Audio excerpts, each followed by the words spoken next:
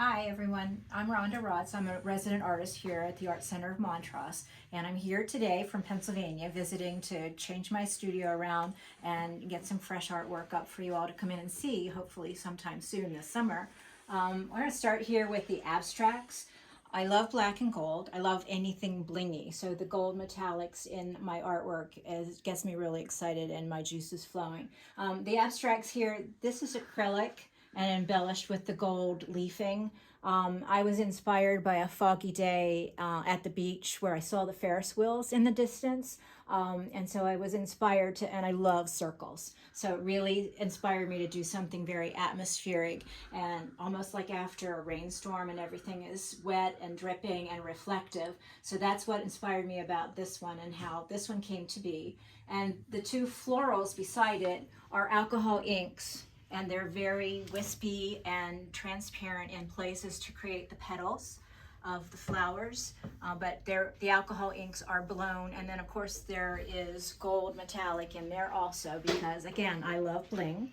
And then over here in the middle, the silver and black was a little bit more the same inspiration with the atmospheric look and the running of to add the textures, but then there's silver textural, almost like a coarse stone to it. So it's got a little bit of bling in there with the rest of the abstract.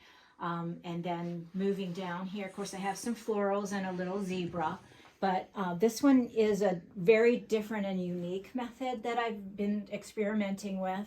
And this piece just kind of told me what it wanted to be. I started out with a very textural background, a lot of lines in there, and then I protected what I loved in the painting and then painted around.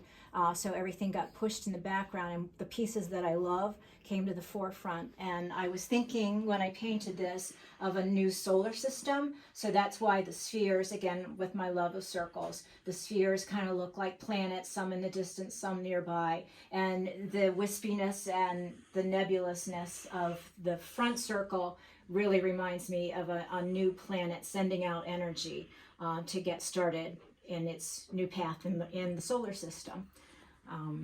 These over here, I was in my magenta phase here. I discovered magenta and purples, and I love trees. So you can see the trees in the two on the left.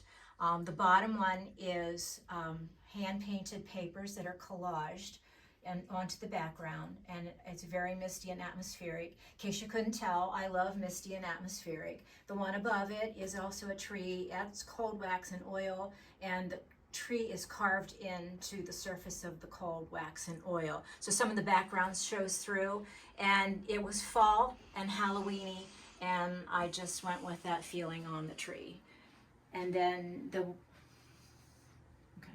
one on the magenta on the side, that's actually, I was inspired in Bar Harbor, Maine by a seawall that I took a picture of from above. So the shapes behind are very stone-like rock textures, and then the wall is the teals, the blues, and the really bright yellow green in there.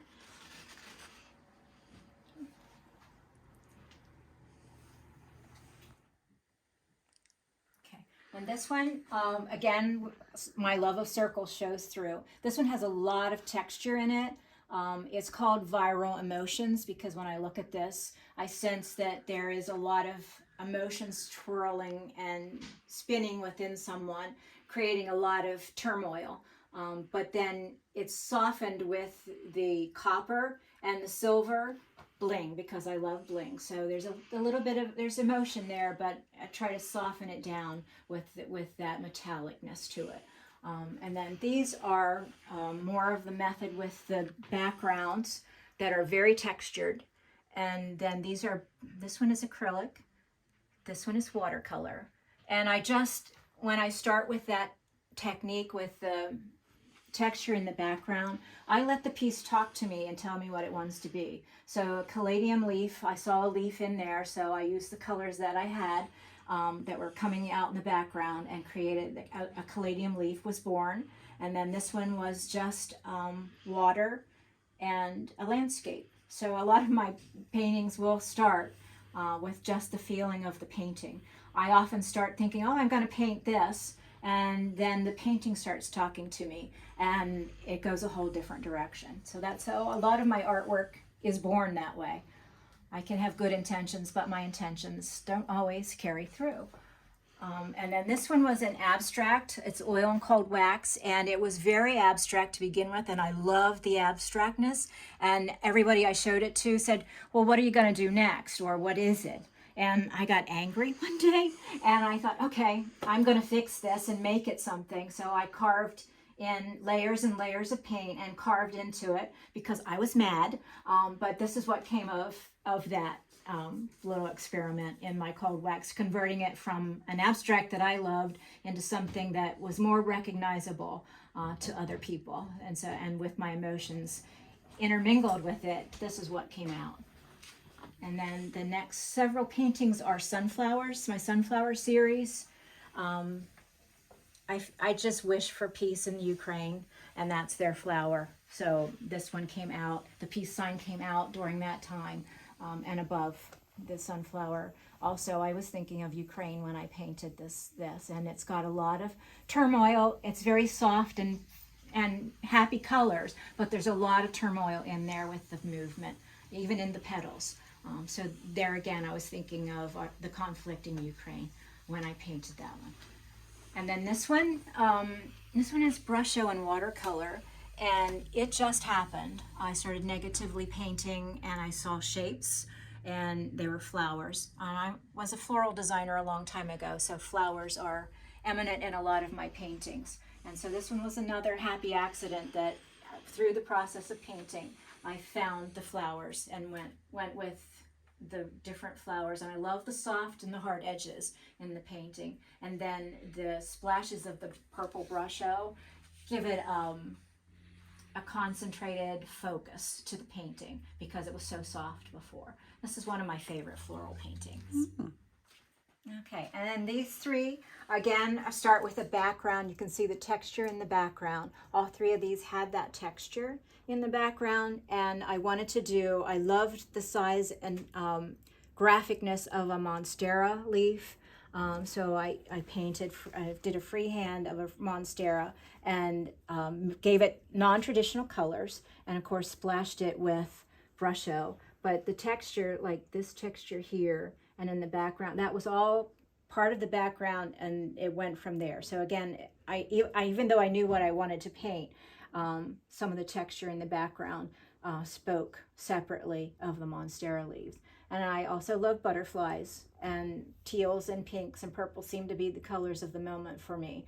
So there was a lot of texture in the background. Actually, the background was a pouring, if you've ever heard of that technique. And then the butterfly, it just looked like, you can see the pouring here and the texture, and it just looked like a butterfly to me. So that's how the butterfly came out in this painting. Again, my paintings speak to me more than I speak to them sometimes.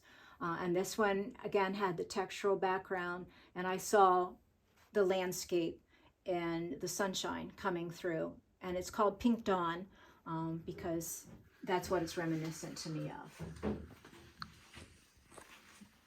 And then this one over here, this is the same technique as the one I showed you earlier with the planets and the spheres. Again, my love of circles came out in this one, starting with a textural background, all the lines. That's a certain technique that I use, and then I mount them, decide what size I'm going to make them, and then I protect what I love. And I love this area, so I masked it off.